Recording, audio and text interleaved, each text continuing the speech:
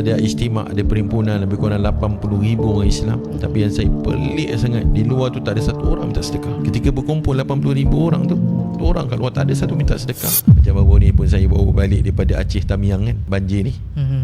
Kan? Cuma saya tak 4 bulan dekat sana, saya 10 hari. Macam mana kalau kita kata tak boleh pergi lah, tak ada tandas pun tak ada tandas, tak ada api, elektrik tak ada, elektrik semua terpadam. Pasal saya di antara tim yang masuk awal lah. Masa saya masuk pun saya pergi di satu kampung Lubuk Sidok nama dia, di Aceh Tamiang, Aceh Selatan kan. Dia punya lumpur je 4 kaki lebih kurang. Lumpur 4 kaki Kalau kubur pun 7 kaki, lagi separuh lagi 4 kaki. Bayangkan itulah yang lumpur kita keluarkan. InsyaAllah alhamdulillah 10 hari kita di sana. Sebelum saya balik sempat kita buat solat Jumaat kat situ. Lepas semua tu dibersihkan, alhamdulillah. Hebat betul usaha orang dakwah ni.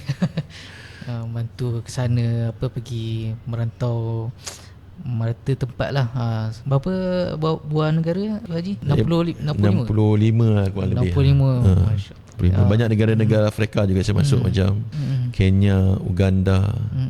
Saya pergi ke Tanzania, ada istimak, ada perhimpunan lebih kurang 80,000 orang Islam. Tapi yang saya pelik sangat, di luar tu tak ada satu orang minta sedekah. Ketika berkumpul 80,000 orang tu orang kat luar tak ada satu minta sedekah. Dekat luar masjid tu dia buat macam tempat jualan-jualan kan. So bila acara sedang berjalan di dalam masjid, mereka keluar buat iklan dekat orang-orang yang sedang membeli-beli tu. Dia kata marilah masuk masjid, marilah masuk masjid. Di dalam masjid ada harta pusaka Nabi sedang dibagi-bagikan, diagi-agikan.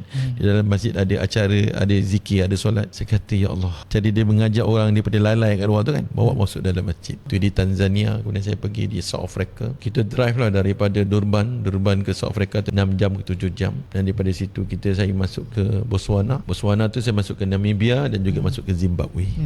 Di Afrika. Kalau Europe alhamdulillah lah, daripada Norway, boleh katakan keseluruhan daripada Europe saya alhamdulillah. Masuklah Finland, Sweden, Jerman, Italy, Spain dan negara-negara lain. Betul saya kata kita lihat Saudara Iqmal tentang kebangkitan Islam yang sangat-sangat luar biasa.